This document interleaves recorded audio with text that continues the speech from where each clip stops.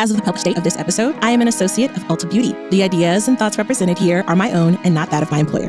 Welcome to the Scaling Emerging Beauty Podcast, a podcast that provides tactical insights and practical tips as you look to grow and scale your brand from 0 to 20 million in revenue. I am your host, Monique Benoit. I have experience buying at major retailers in the US, and I also have experience selling into those retailers. In the opening episode for season 7 of the Scaling Emerging Beauty Podcast, I sit down with Senait Tzegai, a seasoned retail merchant who comes to talk to us about all things related to scaling your brand at retail. Here's a snippet from our conversation.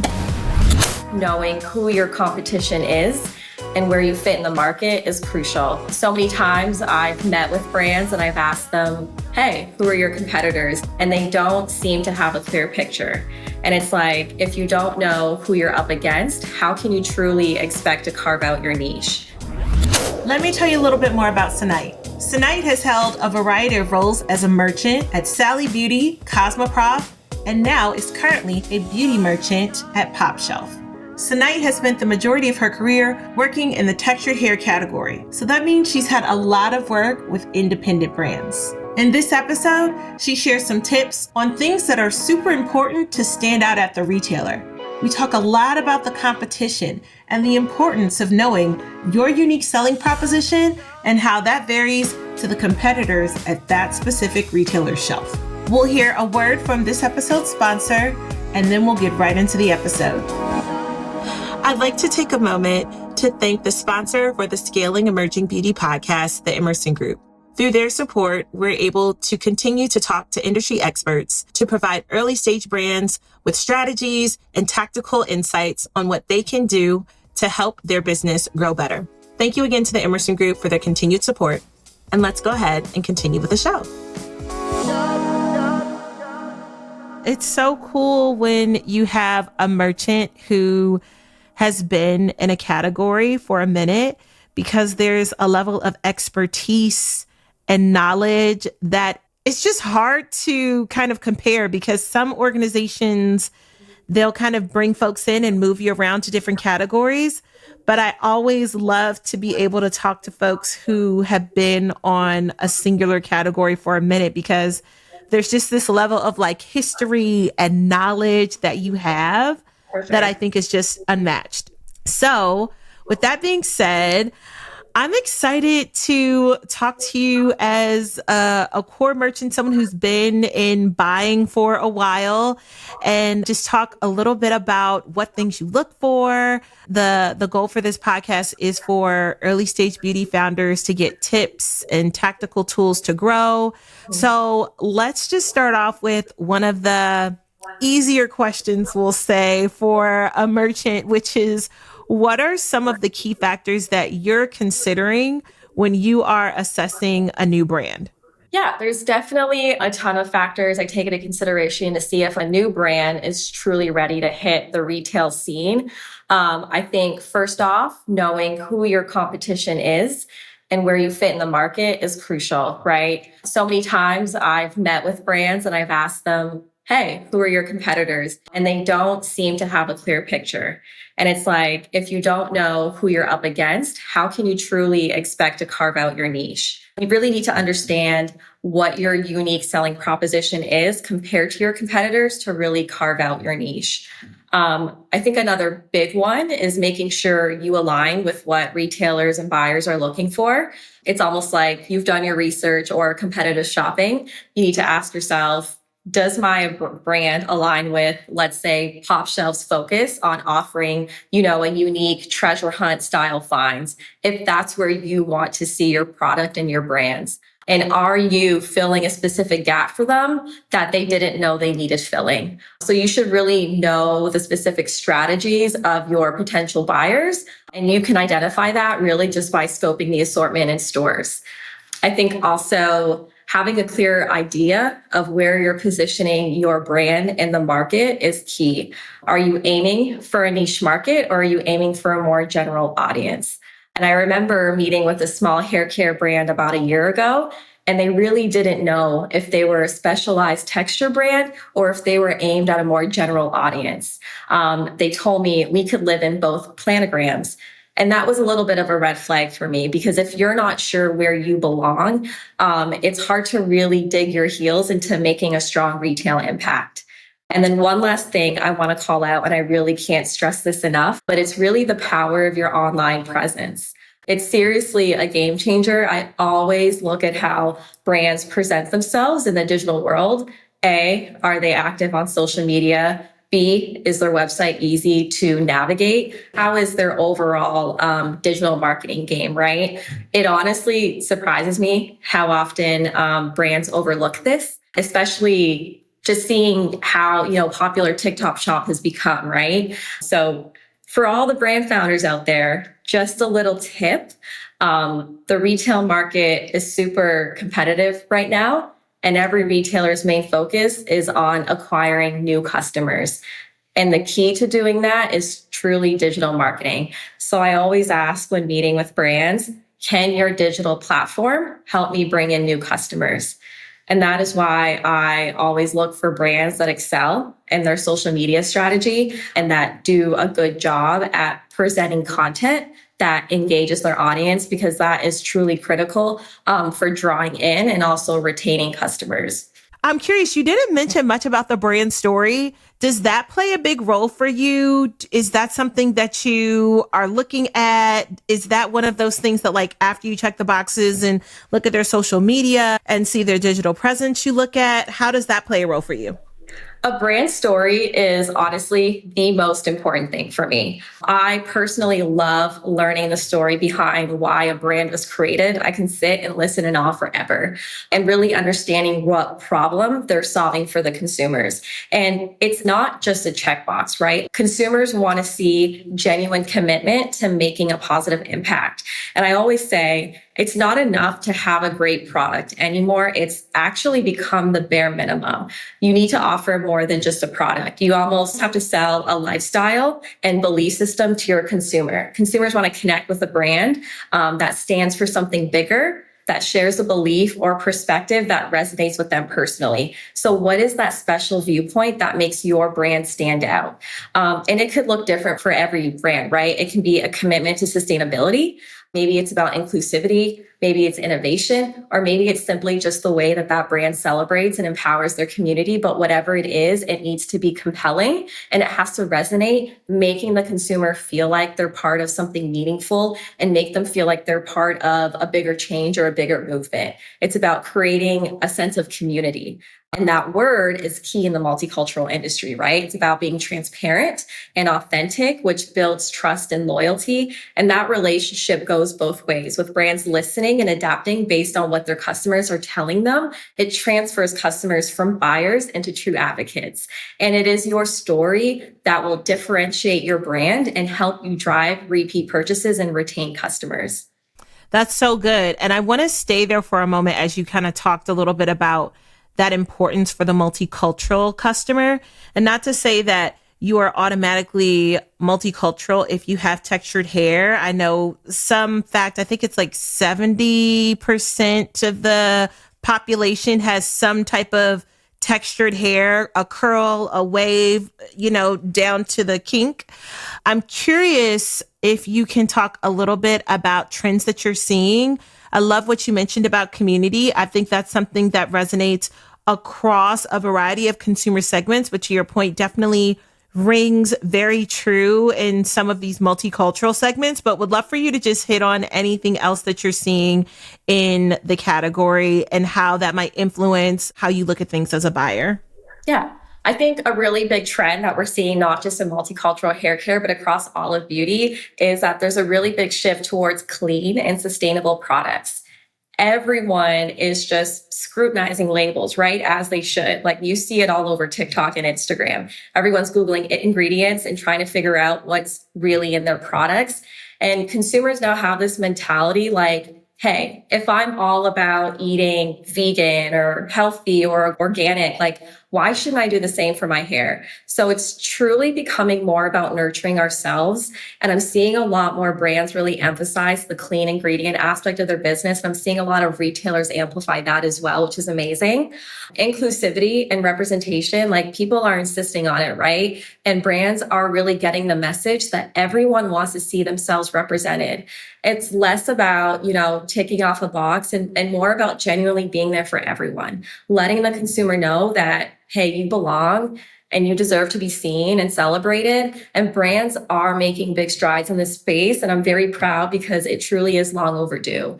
And I've noticed a really incredible change happening in the world of texture hair care specifically. It's not just aimed at Black consumers anymore, right? The focus is expanding to include everyone from Hispanic communities to Caucasians with curly hair. There are more mixed families, right? And brands are finally reflecting this diversity in their marketing and seeking representation of all skin tones, which is truly amazing. And I'm going to use another retailer as an example. Take Walmart, right? They completely flipped the script in how they merchandise their hair care products. They used to have a separate section for texture hair care, but now they've merged these products into the general market section. They've revamped their aisle to be set by solution and hair type instead. And so I think it's great to see that texture hair care is being recognized as inclusive. It's meant for anyone with curly, wavy, or curly hair. And I love the shift that celebrates all hair textures and all skin tones. And I think one of the most exciting trends is how brands are moving just beyond selling products. They're fostering a sense of community, which I mentioned earlier, and education, which is very, very important in this space. It's about joining a journey and embracing a lifestyle that truly understands and supports texture hair care. And I think a brand that does a really, really good job is Camille Rose Naturals. They're a great example of a brand that has incorporated education and community engagement into their marketing approach, and it works, right? They're creating a sense of belonging among their consumers. They've cultivated a very strong and recognizable brand identity, really centered around this feminine aesthetic. They've got their signature pink branding. And I think that visual consistency helps create this more welcoming image, right? Inviting their rosettes to feel like part of a special community.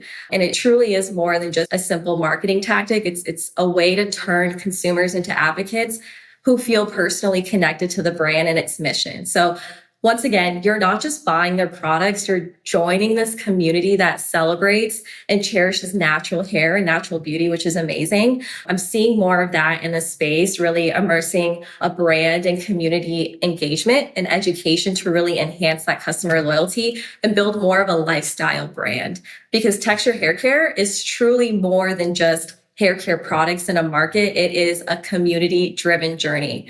So if you're looking to launch a multicultural brand, it's all about understanding the conversations that are taking place and not just selling a product, but being part of a lifestyle that really understands and listens to the consumer and continues to evolve.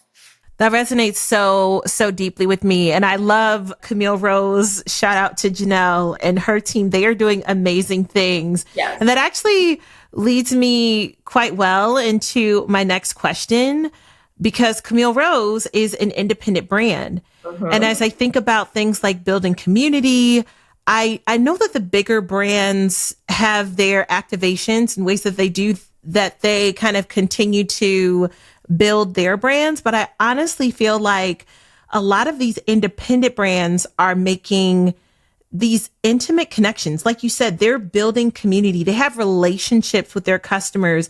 To your point, if they're calling their customers rosettes, like Camille Rose does, like every brand, especially with these independents, they have ways that they communicate.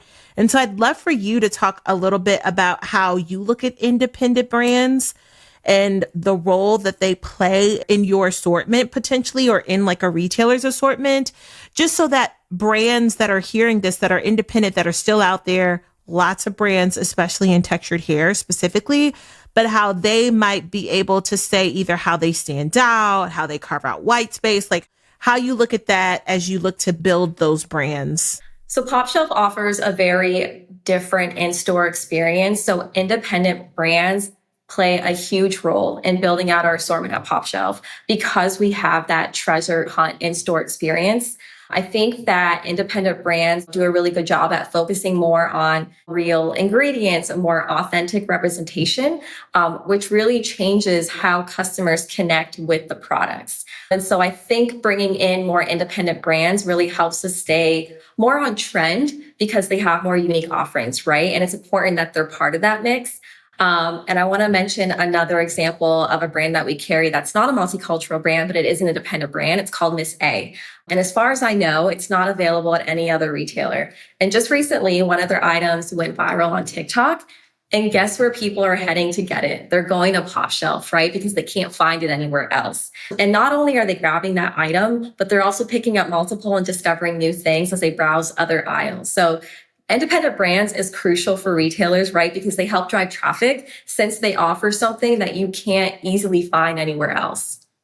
That's good. As I think about that, like independent brands, I know there's a number of brands in hair care, especially if you're talking Gen hair care, there's pro hair care, there's kind of your more mass, and then, you still have your independent brands. I'm curious as to how you look at the breakdown and if you have a certain percentage in mind in terms of having the right mix. I'm sure some of it is also looking at market share and data, but also looking at your consumer segment. So I'm just curious, how do you look at what that right balance is? I think my goal as a buyer is to always ensure that we're selecting a diverse mix that really represents our customers' tastes and preferences, right? At Pop Shelf, we know that our customers really appreciate both quality and those unique finds that make shopping with us a special experience, right? So always want to make sure that we have the essentials, our mass market staples, right? We want them to be well represented in the set, as they're always going to be the backbone of what customers are looking for. But I always try to be very intentional about adding those, more niche, cool, diverse brands that aren't easily found everywhere else, because they bring a sense of discovery, right? And they bring a sense of excitement. Really capturing that treasure hunt vibe our shoppers love. And then, of course, as you mentioned, performance metrics and, current trends are crucial for deciding that right mix. Mass brands, they generally dominate because they cater to a wide audience and they're more affordable. And then we also have pro represented as well, as that gives us a more premium touch that differentiates us from our sister company, Dollar General, really offering a more elevated and fun in-store experience. So overall, unique and independent brands are always going to be valuable to us, as they truly set us apart from our competitors, and they keep regulars returning for something different every time they visit. That's a great way to think about it.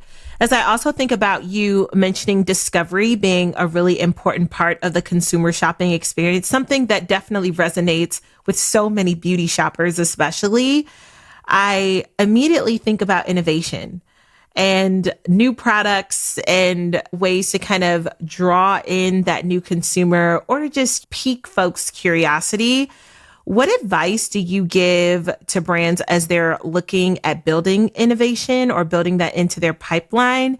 And then how do you look at balancing bringing in new innovations, like new products, with also maintaining that core, right? Which typically, for most merchants, drives the big base of your business. It's like you need that. It's a fine balance, right? Mm-hmm.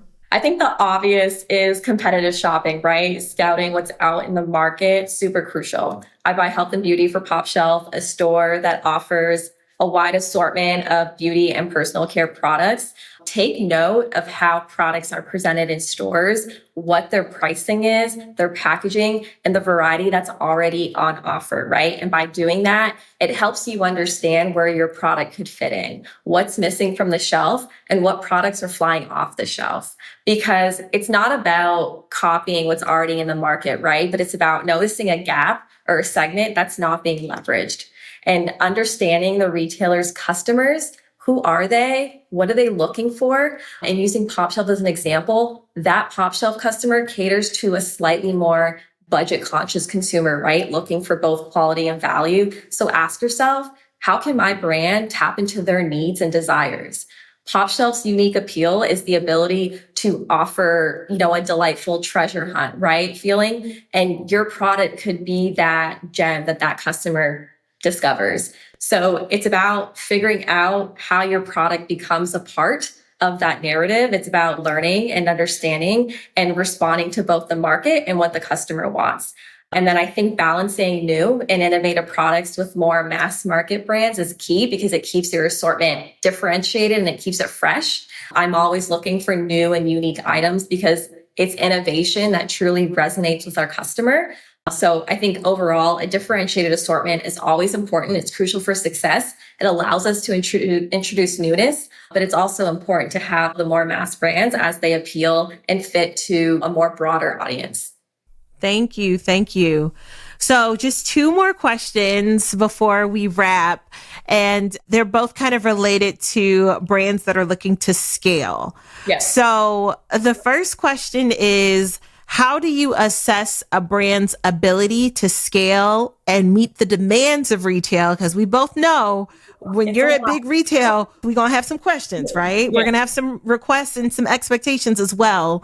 And then a question that I ask to everyone who comes on the show is just, what advice would you give? What parting advice would you provide to early stage brands? So how do you look at how they scale and meet the demands of retail? And then any parting advice? Yeah, I've alluded to this earlier. Does this brand have that unique factor that we're going after? And I don't think this is talked about enough, but production capabilities is crucial. I can't tell you how many times I've launched a brand and they're immediately out of stock after they ship the initial PO, right? It's crucial that you can deliver enough goods to support the retailer's business. I, as a buyer, need confidence that you won't hit a hurdle as soon as we start ramping up orders. And, I always like to work closely with suppliers to ensure that they've got the manufacturing speed to keep up with the demand because it can get complex doing business with a retailer. And then, their flexibility. Do they have the manpower to adapt and to pivot, right? Trends shift quickly. And at a retailer like pOpshelf, we're constantly evolving our offering. We do a lot of seasonal buys. We do a lot of limited editions, in and outs. Can you keep up with our speed? So overall, it's really about making sure the brand can seamlessly integrate into our pOpshelf ecosystem, offering that mix of stability and excitement that our customers expect from us. I think that production piece is sometimes overlooked because it's almost like you have an idea of what the scale is once you get to big retail, mass retail. But then when you're actually there and the orders are coming in, especially if things are super successful, it can be really tough to make sure you have the right, or it's really important to be intentional and upfront about if you have the right production partners, if you have alternative folks that you can use, do you own your formulas so that you have that flexibility that you talked about to make those moves? And then also being upfront, like, oh, you guys do a lot of LTOs. We don't do that. Or, okay, let's find a production partner that will allow us to do that so that we can be a better partner for you. I love that. And then just last question for you is, what advice would you give to early stage brands that are looking to scale at big retail? Grow smart, not just fast. I see so many brands rush into retail. And it's tempting, right? To rush into retail and getting your products on those shelves. It always feels like the ultimate goal. But the thing is, moving too quickly can sometimes backfire. Because doing business with retailers, it's not just about sending your product and watching them sell. It can get expensive, and markdowns can eat your profits if your items aren't moving as expected, right? And expect to spend money on promotions and off-shelf placements and slotting fees. Like, eye-level spots are not free. So before you dive into retail, make sure you've got a solid foundation with DTC and on platforms like Amazon, right? It gives you a direct line to your customers. You can really learn to understand who your customer is and tweak accordingly before you step into retail. Like, the direct sales channels, they really help you build a loyal customer base, right? So when these customers, they see your brand in stores, they're more likely to purchase because they've already connected with you online, because they're familiar with your brand. So I think the key takeaway here is take time to build strong relationships with your customers and understand what they want from you. Growing strategically, it means carving out a loyal following and ensuring your processes are effective and that they work. That way, by the time you hit retail, you're just not another brand on the shelf, right? You're that one brand that stands out and delivers. Thank you. That is such good advice. Grow smart. And that doesn't necessarily mean fast. Okay. Thank you so much for spending time to share your insights with the audience. I know you clearly have a lot of knowledge in textured hair, but a lot of what you shared can apply across a variety of categories, clearly within beauty, but I would also say outside of beauty, even if I think about other categories within kind of big box retail. So thank you so much. I know it's rare that brands get to hear from merchants. And so I'm very grateful that you gave us your time. Thank you for this opportunity. I appreciate it. Thank you so much. Thank you again to Senait for coming on the show and sharing her expertise. I enjoy sitting with retail merchants because their current lens on what's happening in the market and the industry is always so insightful. And for anyone who knows about the retail industry, you know how hard it is to get on a buyer's calendar. Thank you for listening to today's episode. If you found this episode helpful, I encourage you to share it with a friend or colleague. And if you're listening on Spotify or Apple Podcasts, go ahead and leave me a review. It allows other people to find the podcast more easily. And if you're watching this episode on YouTube, please give the video a thumbs up, subscribe to the channel so that you can stay tuned when new episodes drop. As always, thank you for listening to the show. I'll catch you on the next episode. Bye.